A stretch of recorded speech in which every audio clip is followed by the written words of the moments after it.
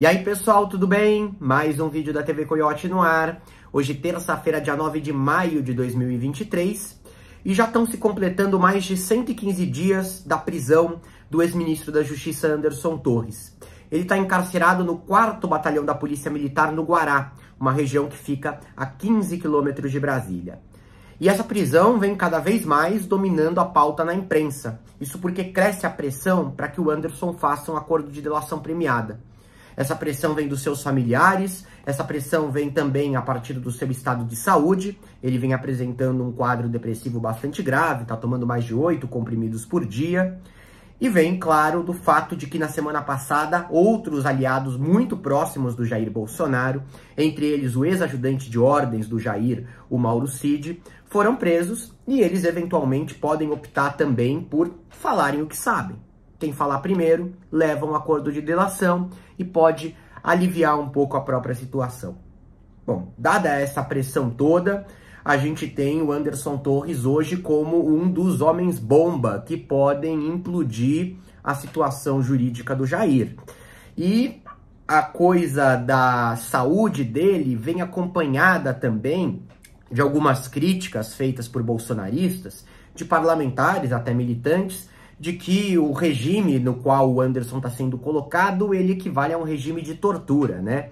Você estaria ali tendo uma prisão política com o objetivo de pressionar o sujeito a fazer uma delação, e não uma prisão embasada e ancorada no devido processo legal.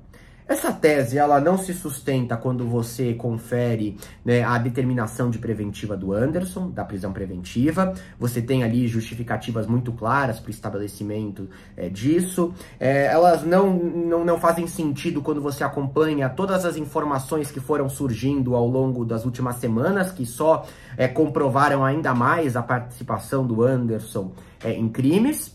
E elas não se confirmam quando você olha o atendimento que ele vem recebendo enquanto está preso. Além de todo o apoio na questão de saúde, acesso a psiquiatras, acesso a psicólogos, o que é justo, o que é necessário, o que todos os presos deveriam ter direito, o Anderson também não está encarcerado como boa parte das centenas de milhares de presos brasileiros. A gente teve a divulgação nessa semana de informações mais detalhadas a respeito da cela em que ele está. Bom, lá no 4º Batalhão de Polícia Militar no Guará, você não tinha um local específico para que a prisão fosse feita. Então, eles aproveitaram a sala de Estado-Maior, que é usada pelo comando do batalhão. Era usada. Agora o Anderson está lá. É uma sala que tem entre 30 e 40 metros quadrados. Talvez seja maior do que o apartamento que você possui.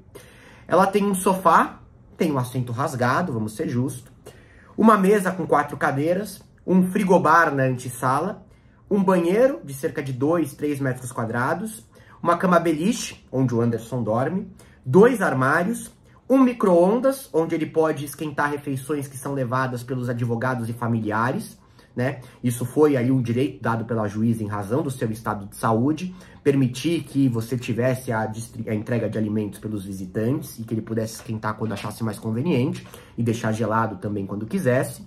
Ele emagreceu cerca de 12 quilos depois que foi preso e por isso foi colocado. E também as refeições que já são distribuídas lá no batalhão, independentemente do que os familiares e advogados levam. Você tem um café da manhã, né, com café, leite, pão, manteiga e fruta. No almoço você tem arroz, feijão, salada e uma proteína. Às 17 horas tem o jantar e 21 horas a ceia, que é uma fruta. O Anderson também tem acesso a um aparelho de televisão e uma janela com vista para uma área florestada, com algumas árvores e tudo mais.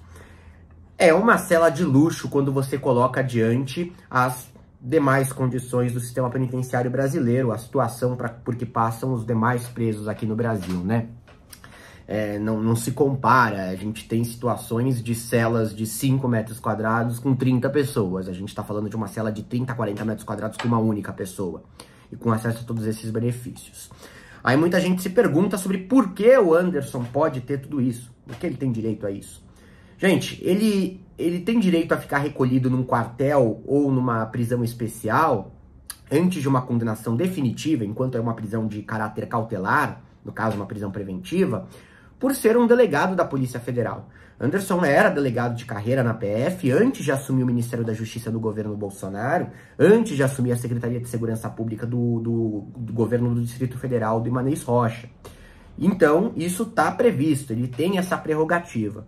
Não bastando, mesmo se não fosse delegado da Polícia Federal, fosse apenas um policial, já há o hábito de separar dos presos comuns, porque isso pode desembocar em conflitos e atos violentos, né? A revolta do preso comum com relação ao fato do sujeito ser um policial.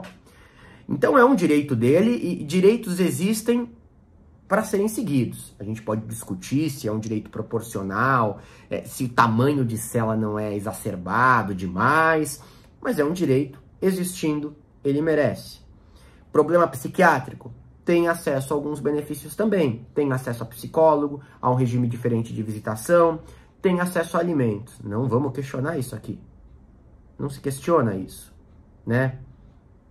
Bom, o fato é que há uma disparidade com a situação de vários presos na mesma situação, né? Tem muita gente aí com problema psiquiátrico no sistema penitenciário que não recebe nem sequer atendimento médico, aí sim é um problema.